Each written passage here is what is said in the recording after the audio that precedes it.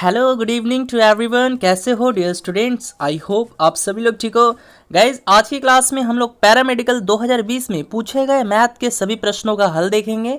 ठीक है, और क्वेश्चन जो रहेगा वो आपका बाईलैंग्वेज रहेगा, हिंदी मीडियम में भी और इंग्लिश मीडियम में भी रहेगा। तो किसी भी बच्चे को कोई किसी भी प्रकार का दिक्कत नहीं होगा। तो चलिए आज की क्लास को हम लोग स्टार्ट करते हैं। चलिए देखिएगा, पहला क्वेश्चन है, निम्न में से कौन सा अपरिमेय संख्या है? इरेशनल नंबर आपको बताना है इन चारों में से कौन सा है। ठीक है, तो ऑप्शन देखिए और बताइए तो जल्दी से, अपरिमेय संख्या है इनमें से कौन सी होगी? तो देखिए, सबसे पहले इस क्वेश्चन को सॉल्व करने के लिए आपको मालूम होना चाहिए कि अपरिमेय संख्या किसे कहते हैं, है ना। तो ऐसी संख्या, देखो अपरिमेय संख्या ऐसी संख्या जो p बाई क्यू के रूप में नहीं लिखी जा सके, है ना, p बाई क्यू के रूप में ना लिखी जा सके उसे हम लोग क्या कहते हैं? अपरिमेय संख्या कहते हैं। यानी अपरिमेय संख्या ऐसी संख्या होती है जिसे p बाई क्यू के रूप में नहीं लिखी जा सके। जैसे आपका एग्जाम्पल से समझिए, पाई हो गया। पाई क्या है? एक अपरिमेय संख्या है। अंडर रूट 2 हो गया, है ना। अंडर रूट 3/5 हो गया। समझ में आया? अब देखो, कोई भी संख्या अगर अंडर रूट में है, कोई भी संख्या रूट में है और उसका वर्गमूल पूर्ण रूप से नहीं निकलता है, तो वो कैसी संख्या हो जाती है? वो अपरिमेय संख्या हो जाती है, इरेशनल नंबर हो जाती है। जैसे मान लीजिए अंडर रूट 5/3 मैं लिखूंगा, तो देखो अंडर रूट 5 जो है इसका वर्गमूल पूर्ण रूप से नहीं निकल सकता ना, तो ये कैसी संख्या हो जाएगी? अपरिमेय संख्या हो जाएगी। समझ में आया? तो अब तो आप इजिली से आंसर कर सकते हो। बताइए क्या होगा answer? Very good, option A होगा, है ना। हाँ, और देखिए परिमेय संख्या किसे कहते हैं तो ये भी जान लो। परिमेय संख्या उसको कहते हैं जो संख्या p बाई क्यू के रूप में लिखी जा सके। यानी परिमेय संख्या ऐसी संख्या होती है जिसे p बाई क्यू के रूप में लिखी जा सके। जैसे आपका 22/7 हो गया, है ना, 7/9 हो गया, या 13/16 बोल सकते हो, 7/12 बोल सकते हो, 16/29। तो ये सब क्या है? ये सब परिमेय संख्या है। लेकिन यहाँ पे अंडर रूट 5/3 ये क्या था? आपका अपरिमेय संख्या था। Okay, clear. चलिए बढ़ते हैं नेक्स्ट क्वेश्चंस की तरफ। चलिए सेकंड नंबर क्वेश्चन है, बहुत अच्छा क्वेश्चन है। तेल का एक टीन 4/5 भरा हुआ है, उसमें से 6 बोतल तेल निकाल लिया गया और 4 बोतल तेल डाल दिया गया। अब वह टीन 3/4 भरा हुआ था, तो उस टीन में कितनी बोतल तेल जमा हो सकती है? ठीक है, तो हम लोग मान लेते हैं उस टीन में x बोतल तेल जमा हो सकती है। ठीक है, x बोतल तेल जो है उस टीन में जमा हो सकती है। अब इसी टीन का 4/5 भाग जो है भरा हुआ होता है, तो गुना में क्या करेंगे? 4/5 कर देंगे। ठीक है, क्योंकि 4/5 भाग भरा हुआ होता है। अब क्वेश्चन में क्या बोल रहे हैं? उसमें से 6 बोतल तेल जो है निकाल लिया गया। तो देखो, अब जो निकाल लिया गया उसको हम लोग काउंट नहीं करेंगे, उसको भूल जाएंगे। तो इसको भूल जाओ क्योंकि ये निकाल लिया गया है। ठीक है, अब इतना निकाल लिया गया है और बाद में क्या किया जाता है? 4 बोतल, देखो बाद में 4 बोतल जो है तेल डाल दिया गया। यानी यहाँ पर बोल दिया गया है कि देखिए इतने में यहाँ पे 4 बोतल, देखो 4 बोतल तेल को ऐड कर दिया गया है। ठीक है, अब फिर बराबर कर दो, क्योंकि आगे भी पढ़ोगे तो पता चल जाएगा। अब आगे क्या बोल रहा है? आगे बोल रहा है अब वह टीन 3/4 भरा हुआ था। यानी वही टीन कितना भरा हुआ था? गुना में 3/4 भाग भरा हुआ था, है ना। ठीक है, वही टीन जो है 3/4 भरा हुआ था, तो उस टीन में कितनी बोतलें जमा हो सकती है? तो एक चीज़ बताओ, जब आप लोगों ने इस टीन का 4/5 भाग भरा, है ना, और उसमें से 6 बोतल निकाल के 4 बोतल यहाँ पे ऐड किए हो, आप किए हो ना, क्वेश्चन में बोला है कि ऐड हो चुका है, तो यहाँ पर भी तो 4 बोतल ऐड होगा, तभी तो ये और ये, यानी ये और ये दोनों आपस में इक्वल होंगे। क्योंकि देखिए यहाँ पे 4 बोतल ऐड कर दिया गया है, तो यहाँ पर भी तो 4 बोतल ऐड करोगे ना, तभी ये और ये आपस में इक्वल हो जाएंगे। बस बना दो। तो कैसे बनेगा? x गुने 4/5 और ये इधर आ जाएगा, तो ये माइनस क्या हो जाएगा? 3x/4 is equal to 4। इतने को सॉल्व कर लोगे ना? इतने को तो सॉल्व कर सकते हो। तो जैसा कि देख सकते हैं, अब मैंने इसका सॉल्यूशन लिख दिया है। इसका जो आंसर आएगा कितना आएगा? 80 आएगा। ठीक है, तो आप लोग इसको सॉल्व कर लीजिएगा। चलिए बढ़ते हैं हम लोग नेक्स्ट क्वेश्चंस की तरफ। चलिए क्वेश्चन है, अगर अंडर रूट 15 = 3.88 हो तो अंडर रूट 5/3 3 का मान क्या होगा यही बताना है। जैसे मान लो दिया हुआ है आपको क्या, √5/3, तो इसको हम लोग √5/√3 लिख सकते हैं, ऑफकोर्स लिख सकते हैं, है ना। अब देखो इसमें क्या करना है, ये ऊपर वाले को अंश कहते हैं, इसको हर कहते हैं, ठीक है। तो अब क्या करना है, इसमें हर से यानी एक बार गुना करना है, एक बार भाग कर देना है, ठीक है। इसको रैशनलाइजेशन कहते हैं, परिमयकरण कहते हैं, आप लोगों ने पढ़ा भी होगा, है ना। तो इसमें यानी इस वाले में क्या करना है, इसका जो आपका हर है, हर कहते हो ना इसको, ऊपर वाला अंश होता है, नीचे वाला हर होता है, इंग्लिश में क्या कहते हैं, न्यूमरेटर, और इसको डिनोमिनेटर कहते हैं, ठीक है। तो हर जो है √3, इसमें एक बार गुना कर देना है और एक बार भाग कर देना है। मैंने ऐसा क्यों किया, क्योंकि देखो जब मैं √5 को √3 से गुना करूंगा तो मुझे पता चल जाएगा कि √15 आएगा, और इसका वैल्यू दिया हुआ है कितना, 3.88। तो इसको अब सॉल्व कर लीजिए, तो मान लीजिए गुना कीजिए तो कितना आ गया, √15 आ गया, और बटा में 3 आ जाएगा। देखो क्यों 3 आ जाएगा, क्योंकि √3 √9 हो जाएगा, और √9 क्या होता है, 3 होता है ना। तो अब देखिए √15 का वैल्यू कितना दिया हुआ है, 3.88 दिया हुआ है ना, 3.88, और बटा में 3 हो जाएगा। काटो इसको, कितना आएगा, तो जब इसको आप लोग सॉल्व कीजिएगा तो ये आ जाएगा, देखिए 3 एकम 3, फिर दशमलव आ जाएगा, 3 दूनी 6, है ना। देखिए तो देखिए option A he correct answer होगा, क्योंकि 1.2 किसी में नहीं दिया हुआ है, तो 1.9 हो जाएगा, ठीक है। हाँ, तो ऑप्शन ए जो है आपका राइट आंसर हो जाएगा। चलिए बढ़ते हैं नेक्स्ट क्वेश्चन की तरफ। चलिए क्वेश्चन देखिएगा, 13 कुर्सियों और 5 मेजों का क्रय मूल्य 8280 रुपया है। यदि एक मेज का औसत का क्रय मूल्य 1227 रुपये हो तो एक कुर्सी का औसत मूल्य क्या होगा, यही ज्ञात करना है आपको, ठीक है। अब कैसे बनाइएगा, बहुत अच्छा क्वेश्चन है, बहुत सिंपल भी क्वेश्चन है। तो देखो यहाँ पे दिया हुआ है क्या, 13 कुर्सी और 5 मेज, इसका क्रय मूल्य कितना दिया हुआ है, यानी 13 कुर्सी और 5 मेज का क्रय मूल्य कितना है, 8280 रुपया है, ठीक है। यानी 13 कुर्सी और 5 मेजों का जो क्रय मूल्य दिया हुआ है कितना, 8280 रुपया है। अब दिया हुआ है एक मेज का औसत का क्रय मूल्य, यानी एक मेज का जो क्रय मूल्य दिया हुआ है इसका 1227 रुपये दिया हुआ है ना। अब पूछा क्या है, तो एक कुर्सी का औसत मूल्य ज्ञात करें, यह पूछा गया है। तो एक बात बताओ, इसको आप लोग इक्वेशन 1 मान लो, ठीक है, इक्वेशन 1 मान लो। तो यहाँ पे देखिए एक मेज का आपको दिया हुआ है, और 5 मेज का अगर आपको निकल जाए तो आप लोग इक्वेशन 1 में 5 मेज का जो क्रय मूल्य है उसका वैल्यू रख दोगे, तो आपको पता चल जाएगा ना कि 13 कुर्सियों का क्रय मूल्य कितना होगा। जब 13 कुर्सियों का क्रय मूल्य पता चल जाएगा तो एक कुर्सी का भी आप लोग निकाल लोगे। समझ में आया कि नहीं आया। तो देखो एक मेज का क्रय मूल्य इतना दिया हुआ है, तो 5 मेज का निकालना है, तो मान लेते हैं इसमें हम 5 से गुना कर देंगे। जब इसमें किए तो इसमें भी 5 से गुना करना पड़ेगा ना। हाँ, तो गुना कीजिए, तो देखिए 5 मेज, अब गुना कीजिए इसको, 1227 को 5 से गुना कीजिए, तो यहाँ पे देखिए 5 मेजों का जो क्रय मूल्य था वो कितना था, 2227 में 5 से गुना कर दोगे तो आपको पता चल जाएगा कि 5 मेजों का जो क्रय मूल्य है वो कितना है, 6135 रुपये है, ठीक है। जब इतना निकल जाएगा तो देखो फिर से जो समीकरण 1 जो हम लोगों ने माना था, यानी 13 कुर्सी और 5 मेजों का क्रय मूल्य था, ये कितना था, 8280 रुपये था, है ना।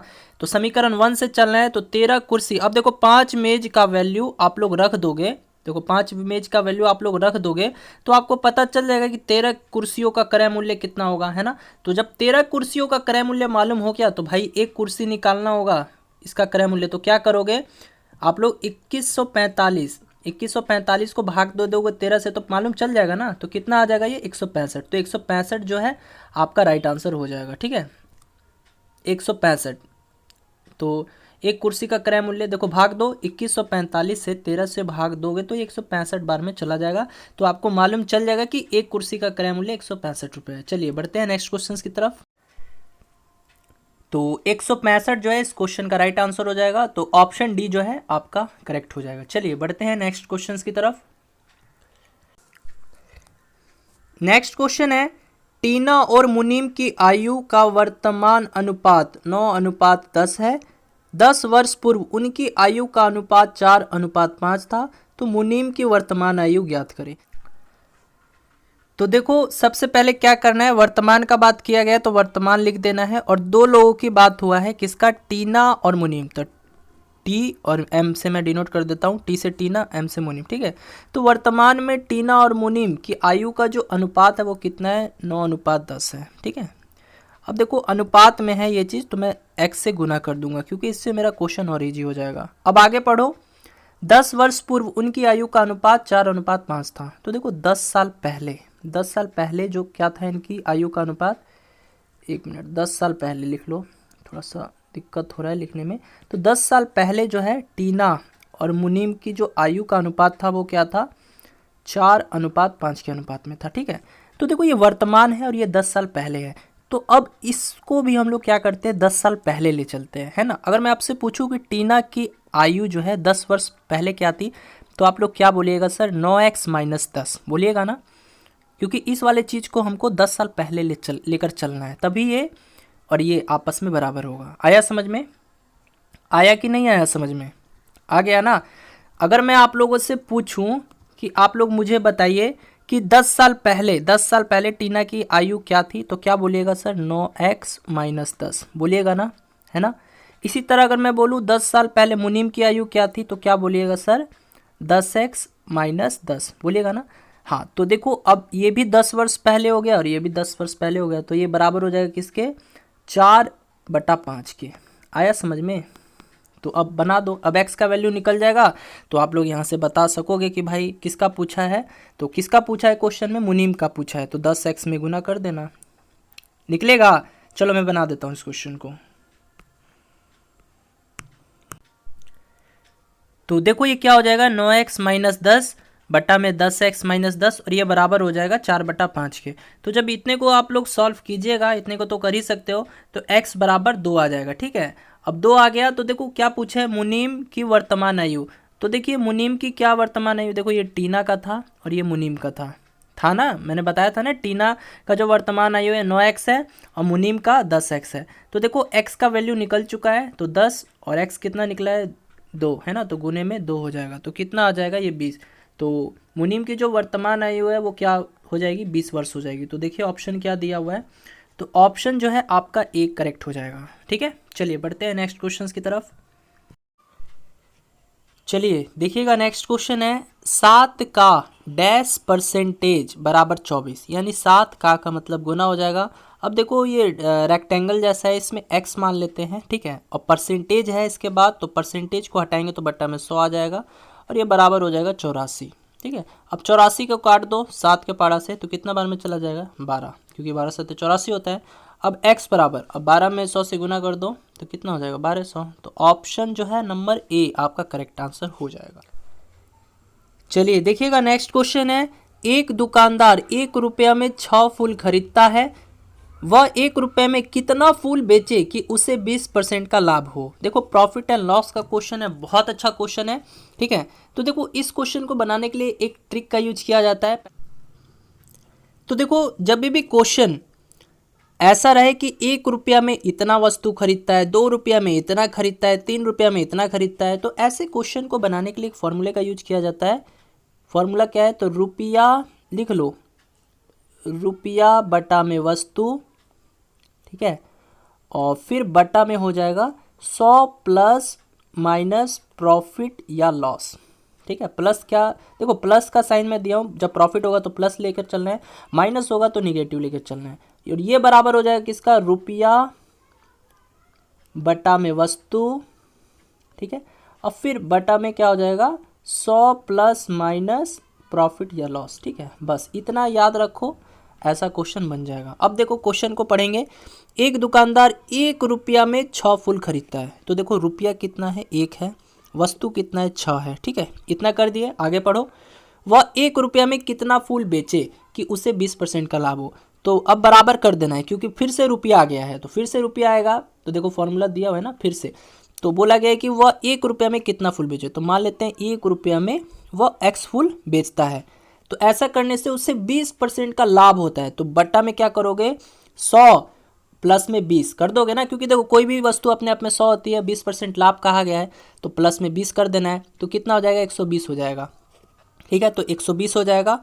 अब देखो यहाँ पे क्या करना है, यहाँ पे तो लाभ हानि दिया हुआ नहीं है, तो क्या करोगे, केवल 100 ही लिखोगे, है ना, क्योंकि देखो इस वाले में, इतने वाले में ना ही लाभ दिया है ना ही हानि दिया है, तो 100 का 100 लिख देना है। बस इतने को सॉल्व कर दो बाबू, आ गया आंसर। तो कैसे करोगे, तो 1/6 को भाग दो 100 से, तो 1/6 गुने में 100 हो जाएगा, और बराबर में 1/x गुने में 120। काटो, तो हाँ काटो, तो कितना रहता, 1/6 इंटू 100, है ना, फिर 1/x इंटू 120। ठीक है, अब देखो काट दो, तो 1 0 से 1 0 कट जाएगा, और ये 6 दूनी 12 हो जाएगा, है ना, और ये 2 5 10 हो जाएगा। तो क्या आया, x बराबर 5, है ना। तो आप ही बताओ 1 रुपया में वो कितना फूल बेचेगा, तो 1 रुपया में वो 5 फूल बेचेगा। ठीक है, तो आंसर क्या हो जाएगा, तो ऑप्शन डी दिया हुआ है ना, ऑप्शन डी जो है आपके इस क्वेश्चन का राइट आंसर हो जाएगा। चलिए बढ़ते हैं नेक्स्ट क्वेश्चन की तरफ।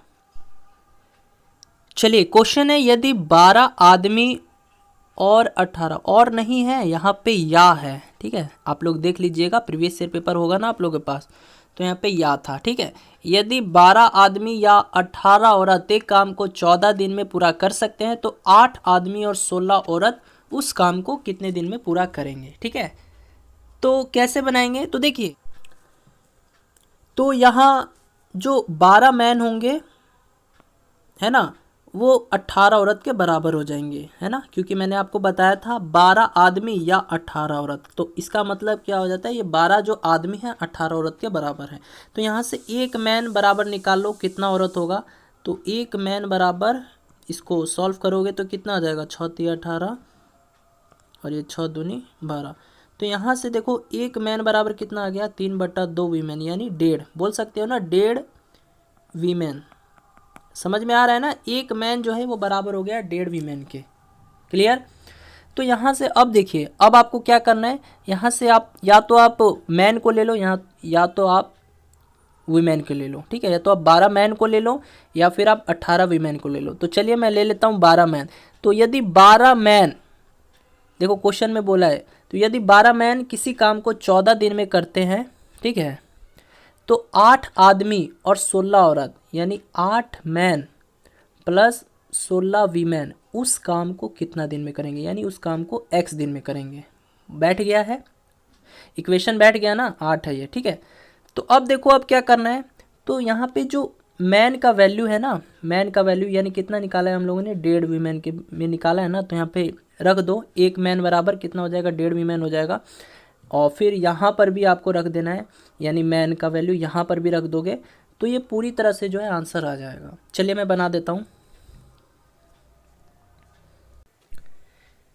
तो जैसा कि आप लोग देख सकते हो कि मैंने एक मैन बराबर निकाला था कितना, 1.5 वीमेन। ठीक है, तो अब देखिए, यदि 12 मैन किसी काम को 14 दिन में करते हैं, तो 18 मैन प्लस 16 औरत, जो कि क्वेश्चन में दिया हुआ था, देखिए सेकंड लाइन पढ़िएगा, वहाँ पे क्वेश्चन में दिया हुआ था कि 18 मैन और 16 वीमेन उस काम को कितना दिन में करेंगे, तो x दिन में करेंगे। ठीक है, अब बना दीजिए, तो 12, अब देखिए एक मैन बराबर मैंने कितना निकाला है, तो 1.5 वीमेन, तो यहाँ पे 1.5 वीमेन लिख देना, यानी ये एक मैन दिख रहा है ना, इसकी जगह 1.5 वीमेन लिख दोगे और गुना में 14 कर दोगे जैसा दिया हुआ है। फिर यहाँ पर देखिए 8, फिर एक मैन का वैल्यू पुट कर देना है 1.5 वीमेन, फिर प्लस में 16 वीमेन गुने में x। ठीक है, तो अब देखिए यहाँ पर जब इसको गुना कीजिएगा, यानी 12 में 1.5 से गुना कीजिएगा, तो ये 18 वीमेन आ जाएगा।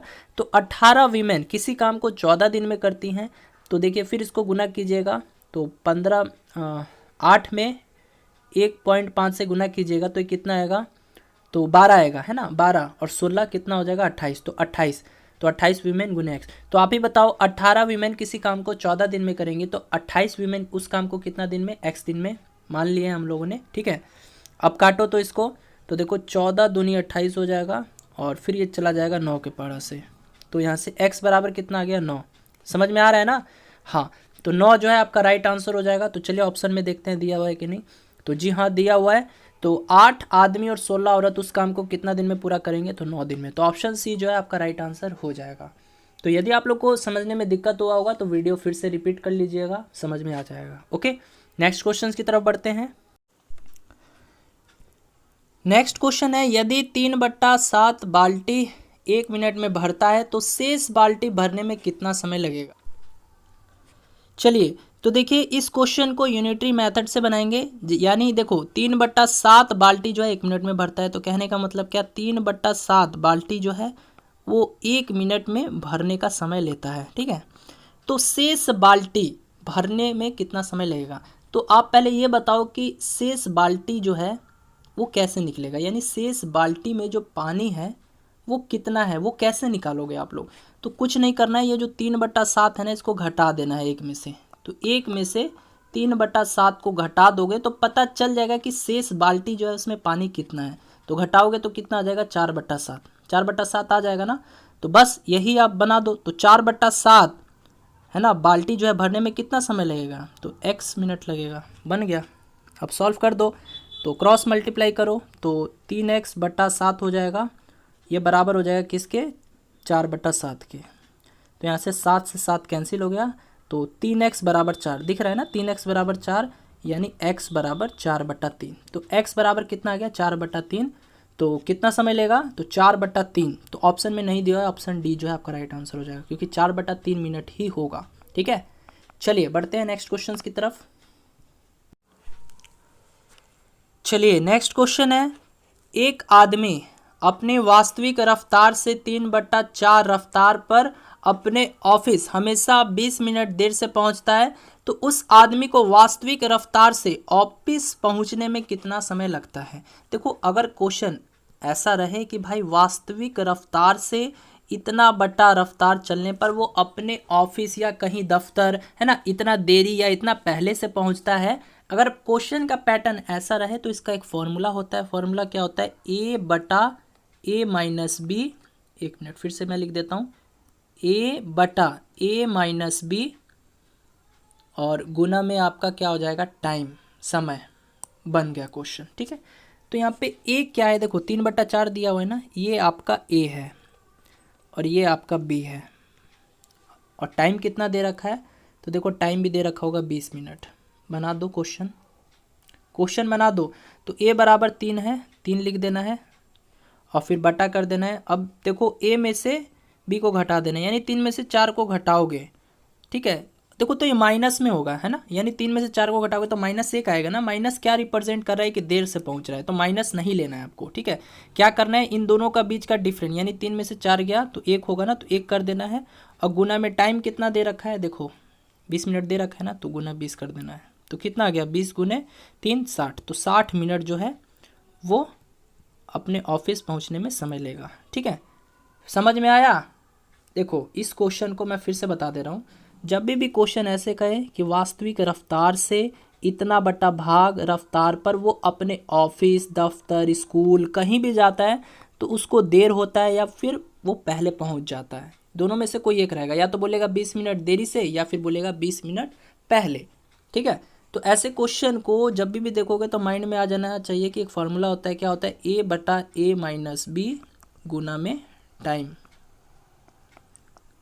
तो a क्या है मेरा, a जो है 3 है, b क्या है मेरा 4 है। तो बनाओ, तो a 3 बटा में, अब a में से b को घटा दो, यानी दोनों का अंतर लिखना है। तो क्या हो जाएगा, 3 में से 4 को घटाओगे तो -1 ही होगा, लेकिन यहाँ पे 1 लिखना है। और गुना में टाइम कितना है 20।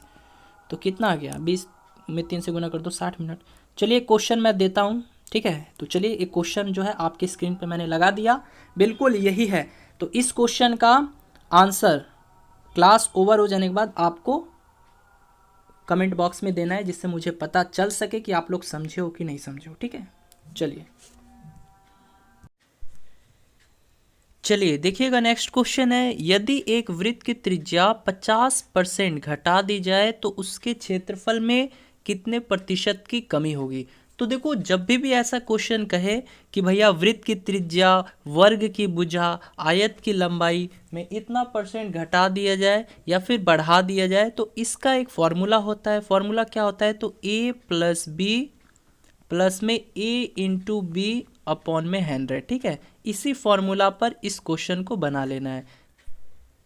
तो अब देखो यहाँ पे a और b क्या रहेगा, तो देखो a जो है आपका वो रहेगा, देखो 50% घटा दिया जाए तो a आपका -50 रहेगा और b भी आपका क्या रहेगा, -50 रहेगा। क्यों रहेगा, क्योंकि देखो वृत्त की त्रिज्या क्या होती है, πr² होता है।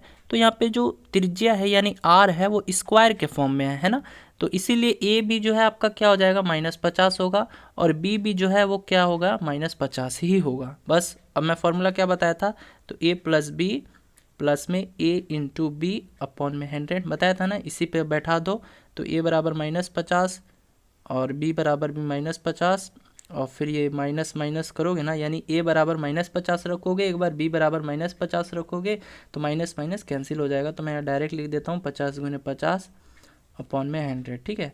तो देखो 2 0 से 2 0 काट लो, तो ये -100 और ये प्लस में 25, तो कितना आ जाएगा -100 में से 25 सॉल्व करोगे तो ये -75 आ जाएगा, ठीक है। फाइनली कितना आंसर आया -75%। माइनस क्या रिप्रेजेंट कर रहा है, माइनस बोल रहा है कि भैया इतने प्रतिशत की कमी होती है, कितने 75%। तो आंसर क्या हो जाएगा, तो आंसर जो है आपका ए ऑप्शन हो जाएगा, ठीक है। तो उसके क्षेत्रफल में कितने प्रतिशत की कमी हुई, तो -75%, ठीक है। देखो माइनस क्या रिप्रेजेंट कर रहा था कि इतने प्रतिशत की कमी हुई है ना, तो ऑप्शन ए 75% आपका राइट आंसर हो जाएगा। चलिए बढ़ते हैं नेक्स्ट क्वेश्चन की तरफ। चलिए देखिएगा, क्वेश्चन है 64 लीटर दूध तथा जल के मिश्रण में दूध तथा जल का अनुपात 5:3 है, तो इस अनुपात को 3:5 करने के लिए कितने लीटर जल मिश्रण में डालने की आवश्यकता होगी। तो चलिए इस क्वेश्चन को सॉल्व करते हैं। देखो ये चैप्टर एलिगेशन से लिया गया है, यानी मिश्रण एक चैप्टर है आपका मैथ्स में, उसी चैप्टर से ये क्वेश्चन लिया गया है, ठीक है। तो देखो अगर आपको बिल्कुल बेसिक से पढ़ना है, यानी आपको मैथ्स एकदम समझ में नहीं आता है ना, बहुत वीक हो आप लोग और हर एक टॉपिक को आप समझना चाहते हो, पढ़ना चाहते हो है ना, मैथ्स सीखना है आपको, तो आप लोग हमारे पेड कोर्स को लेकर मैथ्स जो है एक प्रॉपर तरीके से आप लोग सीख सकते हो, है ना। क्योंकि यहाँ पे आपको मैथ्स का हर एक टॉपिक करवाया जाएगा, और साथ ही साथ 2010 से पूछे गए 2020 तक के जितने भी पैरामेडिकल परीक्षा में मैथ्स के क्वेश्चन आपके एग्जाम में पूछे गए हैं, उन सभी क्वेश्चनों को करवाया जाएगा, और साथ ही साथ उसका PDF भी दिया जाएगा। तो यदि आप लोग हमारे पेड कोर्स को ज्वाइन करना चाहते हो तो आप लोग हमें कांटेक्ट कर सकते हो 8809802288, ठीक है। तो चलिए अब मैं इस क्वेश्चन को सॉल्व करता हूँ। तो देखिए इस क्वेश्चन को सॉल्व कैसे कीजिएगा, तो सबसे पहले अगर एलिगेशन का सवाल हो तो सबसे पहले आपको इस तरह का एक फिगर बना लेना है, क्योंकि यहाँ पे मैं लिखूँगा टोटल मिश्रण जो कि दिया हुआ है 64 लीटर, ठीक है। और यहाँ पे दो चीज़ की बात की गई है, दूध और जल, तो एक तरफ मैं मिल्क लिख देता हूँ, एक तरफ मैं वाटर लिख देता हूँ, ठीक है। अब देखिएगा, अब बोला है कि भाई दूध तथा जल का जो अनुपात है वो कितना है, 5:3 है, समझ में आया।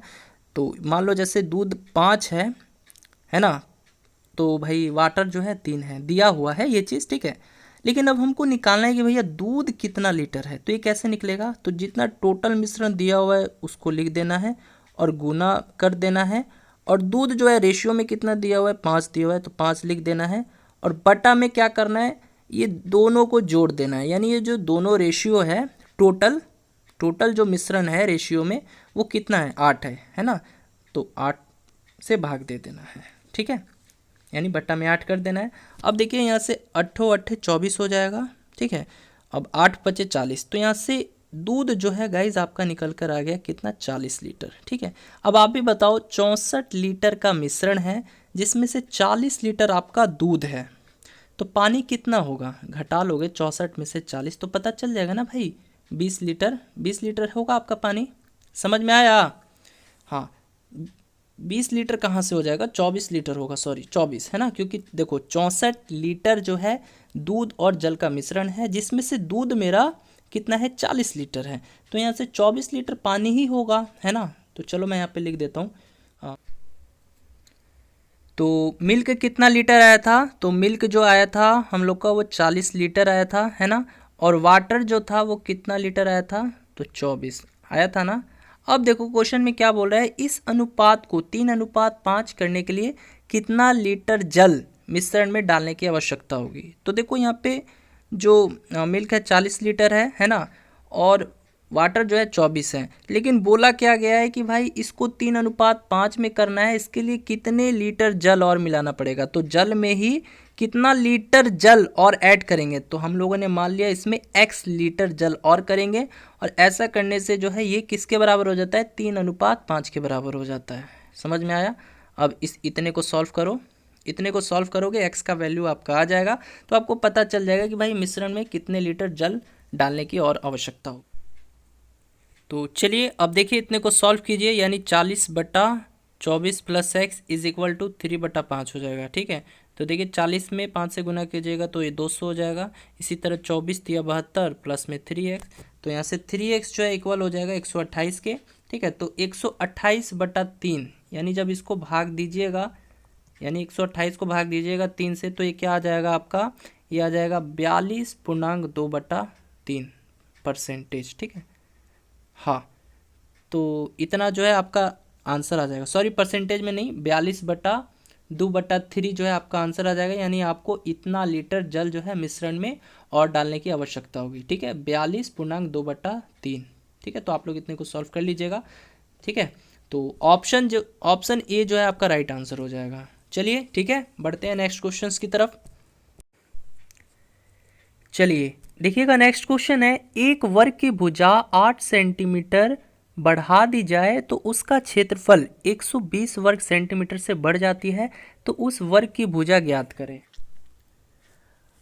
अब देखो इस क्वेश्चन में कहा जा रहा है कि जो वर्ग की भुजा है उसको 8 सेंटीमीटर बढ़ा दिया जाता है। यानी देखो वर्ग जो है कुछ इसी शेप का होता है ना, कुछ इसी आकार का होता है।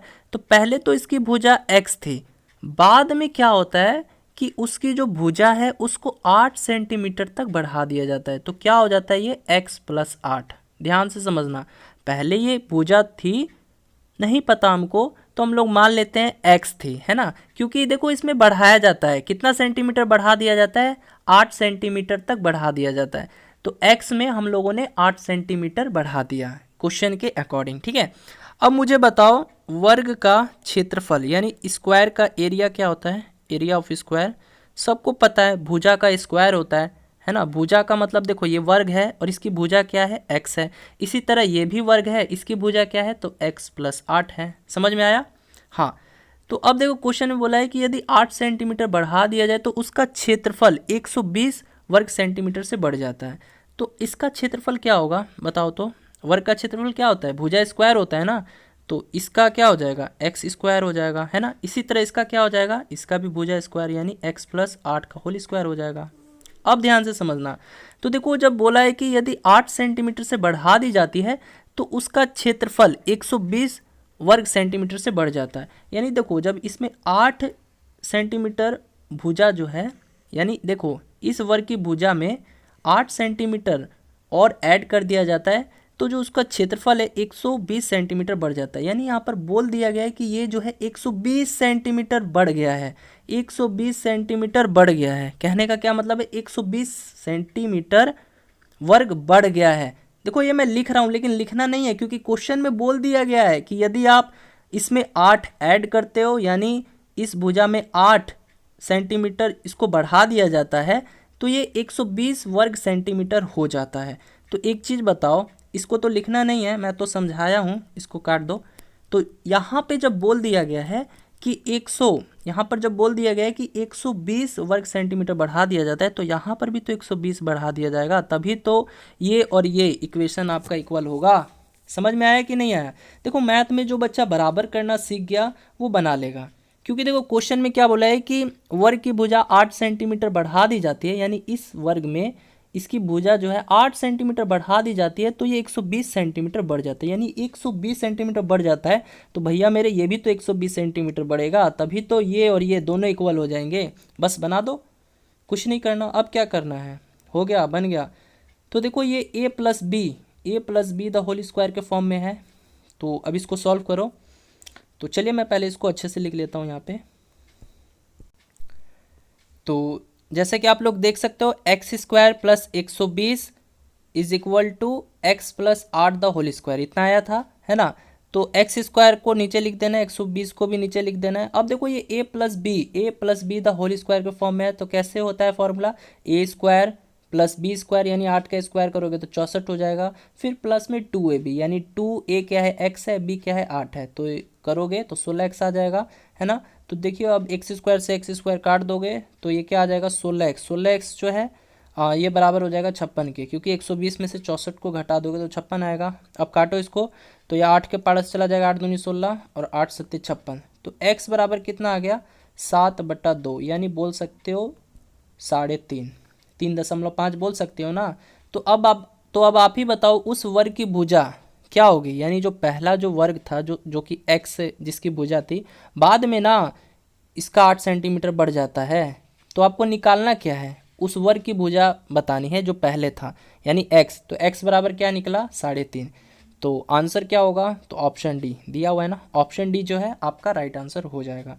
देखो जिनको दिक्कत हो रहा है समझने में वो वीडियो को फिर से रिपीट कर लीजिएगा, आपको समझ में आ जाएगा, ठीक है। चलिए बढ़ते हैं नेक्स्ट क्वेश्चंस की तरफ। चलिए नेक्स्ट क्वेश्चन देखिएगा, क्वेश्चन है 893 प्लस 786 का होल स्क्वायर माइनस 893 माइनस 786 का होल स्क्वायर बटा में 893 गुने 786। देखो ऐसा क्वेश्चन 2 से 3 बार आपके एग्जाम में रिपीट हुआ है ना, 2019 में भी ऐसा क्वेश्चन रिपीट हुआ था। तो इस क्वेश्चन को बनाना क्या है, बहुत ही सिंपल है।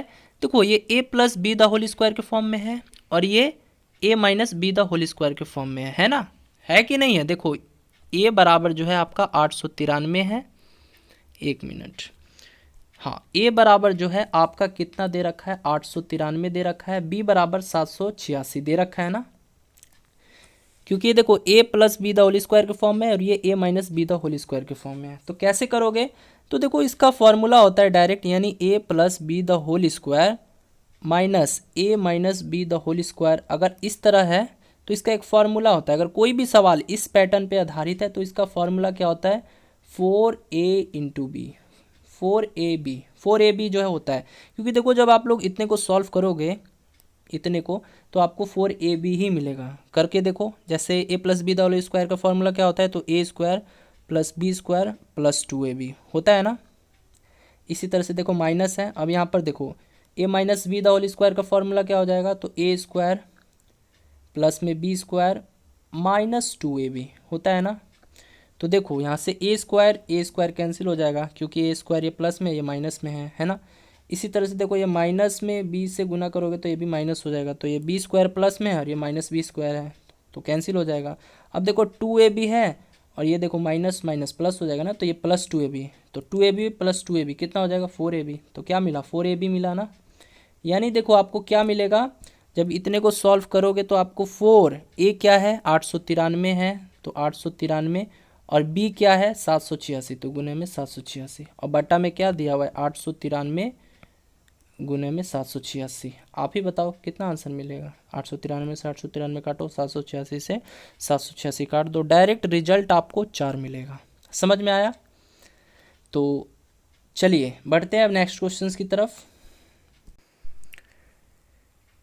तो चलिए अब देखिएगा नेक्स्ट क्वेश्चन है, 5 अंकों की सबसे बड़ी संख्या ज्ञात करें जो 47 से पूरी तरह विभाजित हो। तो देखो यहाँ पे सबसे पहले 5 अंकों की बड़ी संख्या देखो तो यहाँ से आपको दिख रहा होगा, हाँ 99,996 है एक, है ना। और उसके बाद देखो यहाँ पे 99,996 2 बार आ गया है ना। तो ये 5 अंकों की सबसे बड़ी संख्या है, लेकिन जब इसको भाग दोगे 47 से तो ये पूरी तरह से विभाजित नहीं होगी, देकर देखो नहीं होगी, ठीक है। तो ये आंसर नहीं होगा आपका। अब फिर इसके बाद आओ, ये 2 ऑप्शन है, यानी 99,969 और 99,696 है ना। तो देखो इसमें से बड़ी संख्या कौन सी है, आप लोग बोलोगे कि सर 99,969 है, क्योंकि ये 900 में है ना, और ये 696 है तो ये बड़ी संख्या है। तो जब इस संख्या को आप लोग 47 से भाग दोगे तो ये पूरी तरह विभाजित हो जाएगी, है ना। कितने से विभाजित होगी, तो 2127 से, आप लोग देख लेना। तो हमारा राइट आंसर क्या हो जाएगा, तो ऑप्शन बी जो है राइट आंसर हो जाएगा, ठीक है। तो गाइस कैसी लगी आज की क्लास, यदि क्लास अच्छी लगी हो तो इस क्लास को एक लाइक दे देना। यदि आप लोग चाहते हो कि मैं पैरामेडिकल का प्रीवियस ईयर का क्वेश्चन और भी लेकर आऊँ आप तक, है ना। यानी अभी तो मैंने मैथ्स का करवाया, इंग्लिश का, जीके का, साइंस का, हर एक सब्जेक्ट का मैं करवाऊँ। तो आप लोग जो है अपना फीडबैक कमेंट बॉक्स में ज़रूर दीजिएगा। तो चलिए आज की क्लास में इतना ही, मिलते हैं नेक्स्ट क्लास में।